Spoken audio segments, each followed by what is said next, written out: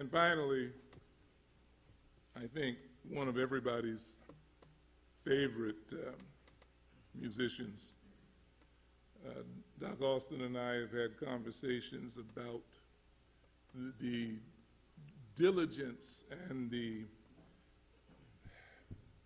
John Coltrane was somebody who would practice from can't see in the morning to can't see at night. He may not have had the acute brilliance of a Charles Parker, a Charlie Yardbird Parker, but he played and he played and he played and he played until he got it right. And in his time, he came symbolic of a spiritual force. And I liken him to Ishwara, of the Hindu religion, the self, the eternal self that is in all of us. John Coltrane's music lives on and will continue to live on as long as there are appreciative ears to hear it. And I myself come forth for establishing firmly of Dharma. I am born from age to age. Hamlet, North Carolina, named for its size, a rustically rural afterthought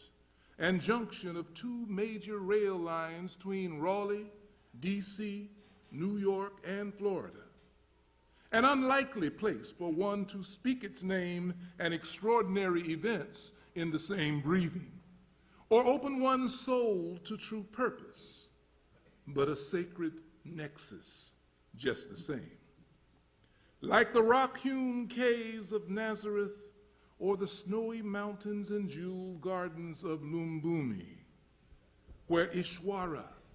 chose again to unite with a human soul and break himself on karma's illusory wheel, to project upon finite human mind and look through human eyes, the soul eyes of John William Coltrane, Big John and Alice's big-eyed boy, before falling into slumbering forgetfulness. Look into my eyes and tell me what it is you see in me. Pure devotion, freely spoken. Falling from privilege to poverty, to practicing the E-flat alto horn, falling into Adharma, learning his music from choral canon, radio movies, jukeboxes, listening to bird and bebop, reaching out for euphoria,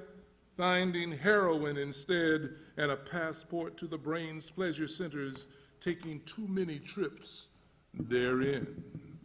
Train gathering speed, ignoring signals, runaway train down a dark tunnel with no light at the end. Drying up, debauching dopamine, exchanging euphoria for dysphoria and painful descent, not into incarnation, but hapless addiction, falling but finding a barely audible life stream, a musica mundana, finding miles but fumbling, a funky junkie stumble, a bleak and emotionally bankrupt bottom, soiling creativity, junkie saunter, junkie strut, haggard, macabre, and slow, brought him to his bloodless hands and knees, making Miles dismiss him, fire him, call him irresponsible, unreliable, and undependable too, then finding the grace to courageously kick, the strength to set his music free, wake slumbering Ishwara, flip a switch, and flood the soul with redemptive light, finding monk, finding sober reconciliation with Miles, the twin currents of sound and light, the one attractive upward, the other affixing and downward, his soul eyes open to a clear glimpse of the true, a deep and lasting epiphanic enlightenment coaxing through his horn a sound of pure and sublime devotion, reeking of direct intercourse with spirit, a musky pheromonal image of the divine in whole tonish soloing and modal playing, in an organic process of re-examining, redefining self and sound and soul.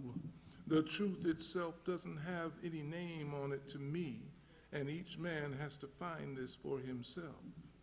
The rhythms of his vision ate up entire scales, played 7 or 9 notes over 2 beats fast, cascading against the ear, resonating in the heart, blowing apart rigid harmonic frame, fusing tonicity, scalar superimposition, and driving rhythmical pulse and passion, reaching for God, finding union, finding irfan, finding moksha, vanished in the veils of light and shade, lifted every vapor of sorrow, sailed away all dawns of fleeting joy, becoming one with the music, freeing himself from changes, from harmony, from mode, meter, rhythm and time, from sound and all attachments,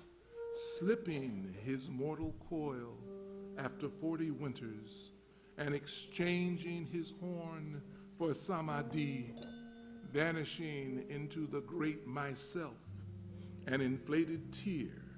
in an ocean of joy, reabsorbed, free at last, a love